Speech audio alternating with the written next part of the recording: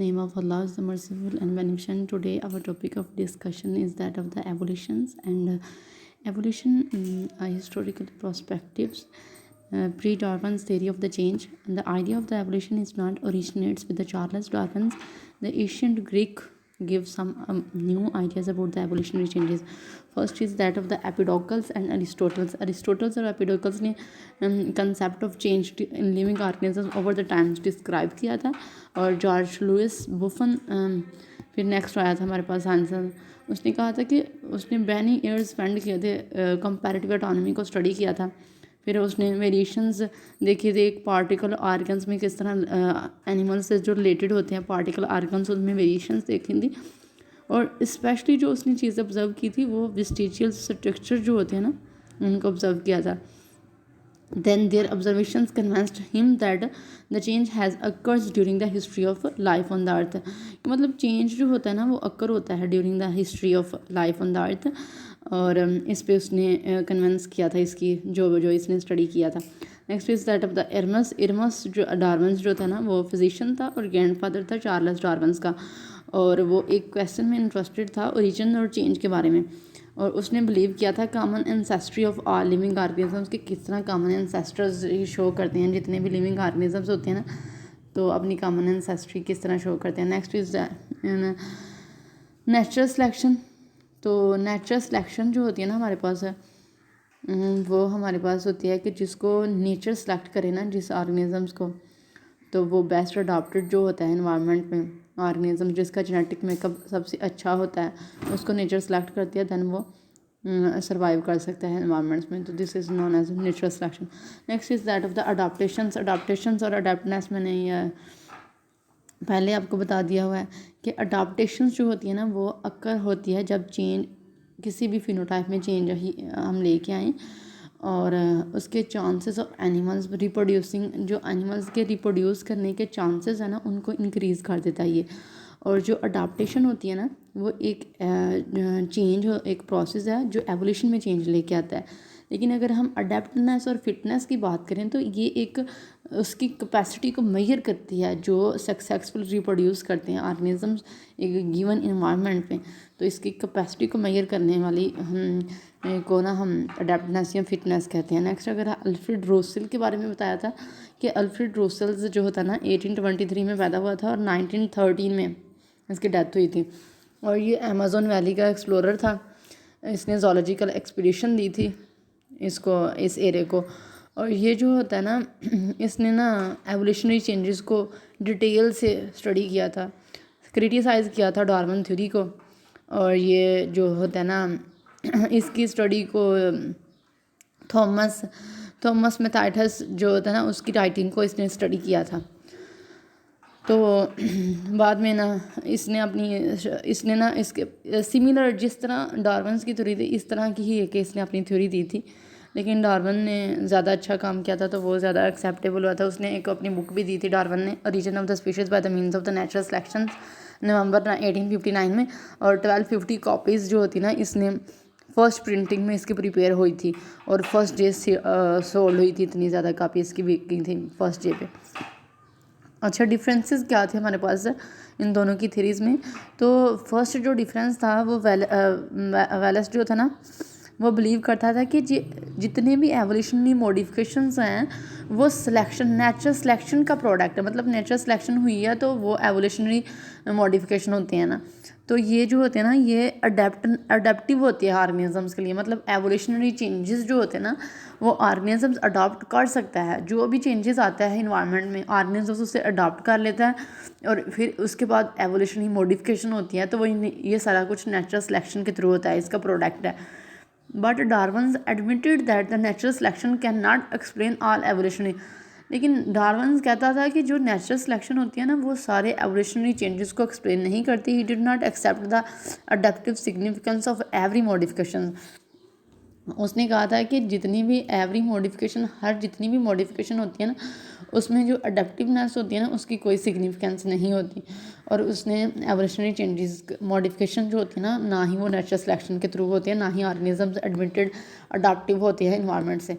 और ये वेलेस ने सेकंड वाला पॉइंट दिया था कि ये जो होता है ना जजमेंट देना एवोल्यूशन पर, ये मोलैरिटी के अगेंस्ट है, मोलैरिटी के अगेंस्ट होता है, और इसलिए उसने कोई क्लियर आइडिया नहीं दिया था एवोल्यूशन पर। बट डार्विन जो था ना, उसने कंसेप्ट दिया था एवोल्यूशन का, उसने कहा था कि और क्लियर आइडिया दिया था जो ज़्यादा करीब था इस जो most of the view of the modern scientist. Next अगर हम बात करें कि एविडेंस ऑफ द एवोल्यूशन, तो first evidence is that of the biogeography. Biogeography is the study of the geographical distribution of the plants and animals is known as biogeography. और यहाँ पे अगर हम बात करें कि बायोजियोग्राफी जो होती है ना, ये रीज़न होती है for the distribution of the organs into the different regions.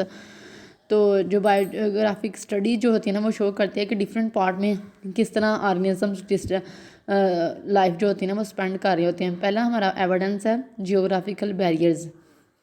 Geographical barriers जो होते हैं ना, ये एक्सप्लेन कर रहे होते हैं कि how are group of the organisms can live in the different places, कि एक डिफरेंट प्लेसेस पे ऑर्गेनिजम्स जो होते हैं ना, वो सिमिलर ऑर्गेनिजम्स हैं, सिमिलर ग्रुप ऑफ ऑर्गेनिजम्स हैं, और डिफरेंट प्लेसेस में वो किस तरह लिव कर रहे हैं, मतलब किस तरह रह रहे हैं। और ये जो प्लेसेस हैं ना, डिफरेंट प्लेसेस, ये एक इम्पेनेट्रेबल बैरियर जो होते हैं ना, मतलब ऐसे बैरियर्स जिनसे एक जगह से दूसरी जगह ना जाया जा सके। तो ये जो होते हैं ना, एक डिफरेंट ग्रुप, सिमिलर ग्रुप है ऑर्गेनिजम्स का, डिफरेंट प्लेसेस पे रह रही हैं, और जो डिफरेंट प्लेसेस है ना, उनको नेक्स्ट सेपरेट किया गया है बाय द जियोग्राफिकल बैरियर्स या इम्पेनेट्रेबल बैरियर्स।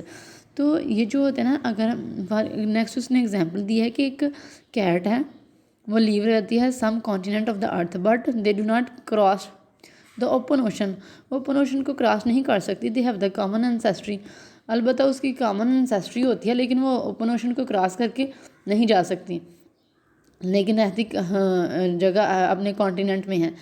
तो they have undergone the millions of the years of the independent evolutions and they have developed differences. मतलब वो जिस जगह पे कैट रह रही होती है, वो इंडिपेंडेंट एवोल्यूशन करती है खुद ब खुद, चाहे उसकी कॉमन एंसेस्ट्री है, मतलब दूसरी कैट के साथ वो सिमिलर है, लेकिन जहाँ पे वो रह रही है, अगर मिलियंस ऑफ द ईयर्स गुजर जाते हैं तो फिर इंडिपेंडेंट एवोल्यूशन लेती है, फिर वो वेल डेवलप होती है, फिर उसमें डिफरेंसेस आ जाते हैं। नेक्स्ट अगर हम बात करें कि एवोल्यूशन अडाप्टेशन इन आइसोलेटेड ऑर्गेनिजम्स, ये तो हो गया जियोग्राफिकल बैरियर्स के ऑर्गेनिजम्स किस तरह सेपरेट हुए जियोग्राफिकल बैरियर्स की वजह से। नेक्स्ट अगर आप बात करिए कि एवोल्यूशनरी अडाप्टेशन, कौन कौन सी उन्होंने अडाप्टेशन वहाँ पे आइसोलेटेड ऑर्गेनिज्म जो होते हैं ना, एक जियोग्राफिकल बैरियर्स में जो रहने वाले, एक सेपरेटेड बैरियर्स में जो एक डिफरेंट प्लेसेस में रहने वाले ऑर्गेनिज्म, उन्होंने कौन कौन सी अडाप्टेशन अडॉप्ट की हैं वो हमने बात करनी है। तो यहाँ पे बायोग्राफर्स जो थे ना, उन्होंने एक्सप्लेन किया था कि प्लांट और एनिमल्स जो होते हैं ना, वो सेपरेटेड होते हैं जियोग्राफिकल बैरियर्स की वजह से, तो सेपरेटेड हो गए, अब वो डिफरेंट प्लेसेस में रह रहे हैं।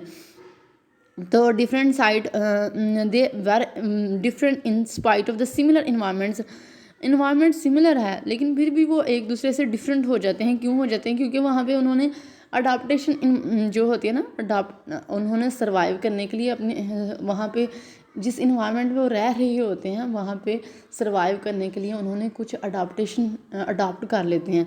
तो इस वजह से वो एक दूसरे इन्वायरमेंट से वो सेपरेट हो जाते हैं, वहाँ पे इंडिपेंडेंट एवोल्यूशन हो जाती है millions of there, then they got separated from that of the original species से वो सेपरेट हो जाते हैं।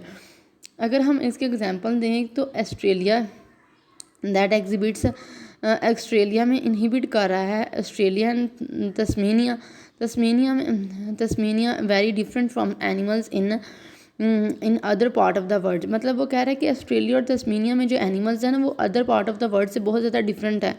But the major herbivores of the Australia and Tasmania are kangaroo और मार्सप्स, इसको एक ही कहते हैं ना। तो कह रहा है कि इसके जो मेजर हर्बीवर्स हैं ना ऑस्ट्रेलिया और तस्मेनिया के, वो है कैंगरूज। अगर members of deers and cattles performs the same role in other part of the world. कह रहा है कि अगर जो डियर है और कैटल्स, मतलब कैटल्स मवाशी जो होते हैं और हरन्स वगैरह, अगर वो सेम रोल परफॉर्म कर रही हैं, मतलब वो भी हर्बीवर्स हैं और other part of the worlds में वो प्रेजेंट हैं, तो इसी तरह ये है कि ये सिमिलरिटी है, सिमिलरिटी पाई जा रही है ना दोनों में। काम तो दोनों परफॉर्म सेम ही कर रहे हैं, वो कैंगरू ऑस्ट्रेलिया और तस्मेनिया में भी वही काम कर रहा है, और जो कैटल है और डियर है, other part of the word वो भी सेम परफॉर्म कर रही है, वो भी हर्बीवर्ब्स हैं। तो हर्बीवर्ब्स नहीं घास वगैरह खाएंगे। तो अगर कह रहा है कि सिमिलरली इसी तरह से क्या होगा, Tasmania wolf tigers is no extant. ये जो थस्मेनिया वुल्फ टाइगर्स था ना, ये अब एक्सटिंक्ट हो चुका है, अब ये नापीद हो चुका है। तो इट वाज आ प्रीडेटरी मार्पोसियल मार्पोसियल है। तो ये प्रीडेटरी मार्पोसियल मतलब इसने इस पर अटैक किया था, तो इसकी वजह से ये एक्सटिंक्ट हो चुका है। कहने का मकसद ये है कि वहाँ पे रहने के लिए ना, किसी भी इन्वायरमेंट पे रहने के लिए ना उसे अडाप्टेशन करनी पड़ती है। अगर वो अडाप्टेशन नहीं करता तो वो एक्सटिंक्ट हो जाता है। जिस तरह वो कह रहा है कि तस्मेनियन वुल्फ जो होता है ना, अब वो एक्सटिंक्ट हो चुका है, क्योंकि अब उसकी जगह से ये अब कैटल्स वगैरह डियर्स आ गए हैं, तो उन्होंने परफॉर्म कर लिया same work as compare to that of the kangaroos. अच्छा, life on the islands, biogeographer जो होते हैं ना, उन्होंने एक्सप्लेन किया था the presence of the only a few and unique resident species in the oceanic islands, the white island colonizations and the subsequent evolutionary events. This evolutionary events जो होते हैं ना, ये डिफरेंट होते हैं फ्रॉम द एंसेस्टर्स मेनलैंड जो group होते हैं उनसे।